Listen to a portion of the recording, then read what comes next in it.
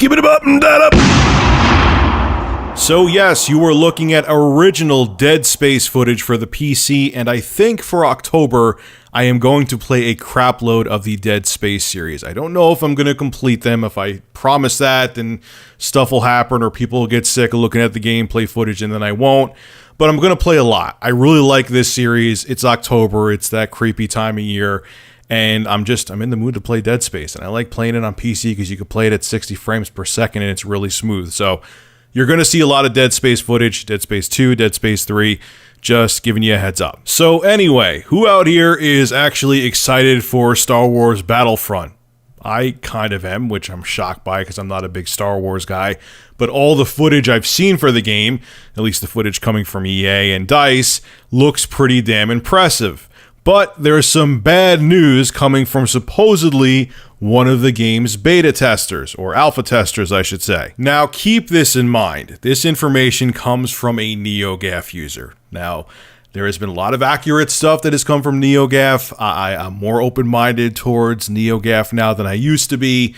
But there's also been a lot of asshats who have just said crap on NeoGAF to get their 15 seconds of E-fame and to have people pay attention to them. And they were full of crap. So let's take this with a grain of salt. But this NeoGAF user, Lucio, this is what he wrote. And he said that he was a alpha tester for Star Wars Battlefront, and this is what he had to say about the game. I've been alpha testing a few games, and I can say Battlefront is a complete mess and is broken, considering that their deadline for the game is in a few weeks, and they still haven't fixed the majority of the in-game problems, let alone the connection problem me and other testers were having. Yes, it's going to be a mess, and even a day one patch won't fix all of them.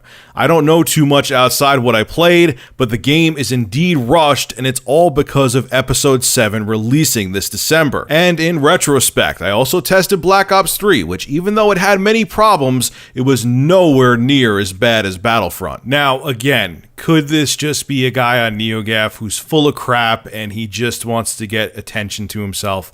Of course. We've seen it before, and I'm sure we'll see it again, even if this guy in particular is truthful. But honestly, do I believe him? Yeah, I do. I mean, look at Battlefield 4. Now, I haven't played enough of Battlefield Hardline. I haven't read too much about it. I played online on Battlefield Hardline for like 2 seconds, so I don't know too much. But Battlefield 4 was a complete disaster too. And DICE has been known for releasing games that are rushed and incomplete. And if Star Wars Battlefront comes out and it's a mess, I hope this is the game, even though it probably won't be, let's be real, that the consumer, the guys like you and I, wake up and say, we're not dealing with this shit anymore. We pay tons of money. There's people pre-ordering PlayStation 4, Star Wars themed consoles. There's people pre-ordering the premium edition with I think there's a fridge for the game where it has Han Solo where he's frozen like in the movie and all this other crap. We're spending so much money on this game. We expect the product to at least be fully functional, and we're getting broken pieces of shit. We're done. And I hope this is the game, even though unfortunately, again, it probably won't be, that tarnishes EA's reputation and forces them to improve the quality of their products when they're released. And other developers too, like Ubisoft, like they won't come out with games anymore that are half-assed and then they'll rush to patch them later. I mean, this is the same shit. Do you realize this is the same kind of crap that was going on with the Atari 2600? The programmer for the original Pac-Man, he just showed them a beta saying, hey, I got the game to work on the console, still needs work. And he showed them to all the suits over at Atari, and Atari was like, it's a functional Pac-Man game, release it, even though it's totally half-assed and you were just testing out code to see if you could get it to work. Yeah, we'll just consider that the final product and release it. Stop being about the money. Who gives a flying shit that Episode 7 is releasing this December? Who cares? Who fucking cares? Because here's the thing. If people get this game and it's broken, there is going to be a shitstorm. I'd rather see this game come out in January or February or even March and have it be complete and working properly than have the game rushed out to try to coincide with the release of the next Star Wars. It's the same shit over and over and over again, man. The same bullshit happens in the industry, and it's so frustrating because no one learns and no one gives a shit. You know why?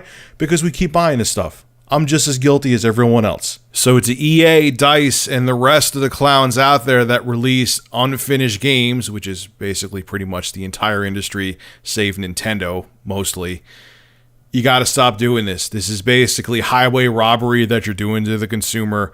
And one day, I know I keep saying this, but one day the consumer is just going to get fed up and it's going to hurt your bottom line harder than you could ever imagine. This is Rich Review Tech USA signing out. Have a good one.